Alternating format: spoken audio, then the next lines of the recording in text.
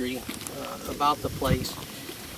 In the late 1800s, this was one of the U.S.'s top exporters of caviar, right here. And in the 1890s, up to 15 train cars. There was actually a train station right here. It was a caviar train station. Came all the way out here to load up the caviar. I've got old maps of it.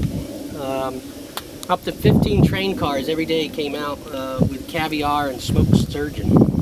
Atlantic sturgeon is what they were catching here in its heyday. The fishery crashed. Didn't last too long for them to overfish it though. By the early 1900s, by 1910, it was pretty much kaput. And there were articles and stuff, and one of the excuses given was that they were being punished by God for some reason. Figure that out. They just overfished the resource completely.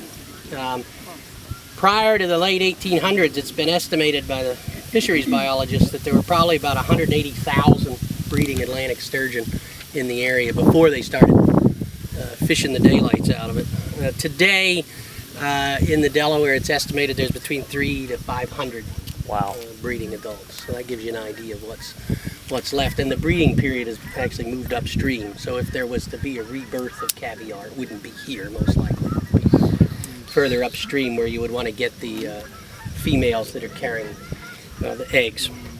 Are they protected in Pennsylvania?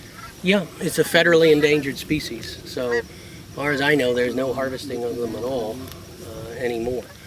That doesn't mean they don't get fished accidentally, though. I have somebody I know in the little town of Othello called me on the phone back in the 80s, and he was a fisherman, but he didn't know about Atlantic remember sturgeon. John O'Hearn is a specialist on... Is he?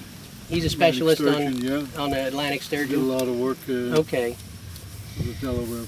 Has he been on trips, right? Has not, I mean, years ago... Years ago he was on all trips, the so- time, right? He was 'Cause I on think- one trip this summer. Was he? Was he? Okay. I haven't Okay. seen him in a while.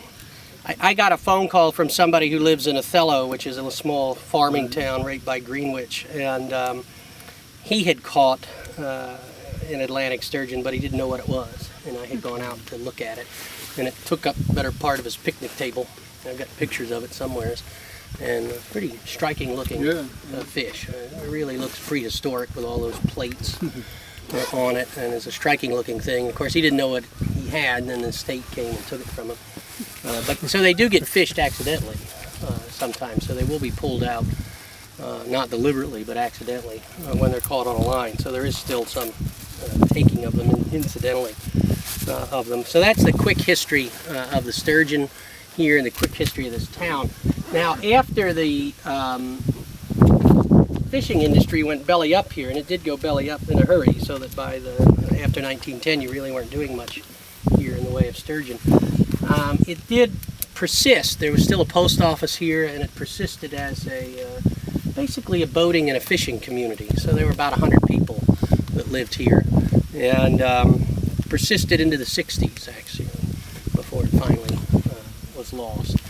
In many of these communities that we'll be visiting over the next couple of days, we say we're right here at Caviar, but in reality, chunks of it were actually out there. When we go to Moores Beach when I was a boy, and go to Moores Beach where we used to walk around, some of it's completely gone. It's underwater.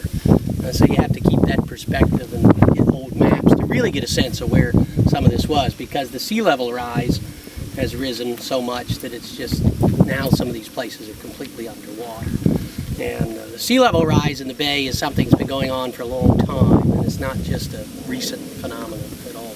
I've got this book here from the mid-1800s, which is a geology of Cape Bay, and they interview farmers from Cape Bay who complain about the sea taking over their farmland, and that their farm fields are being slowly eroded into salt marsh.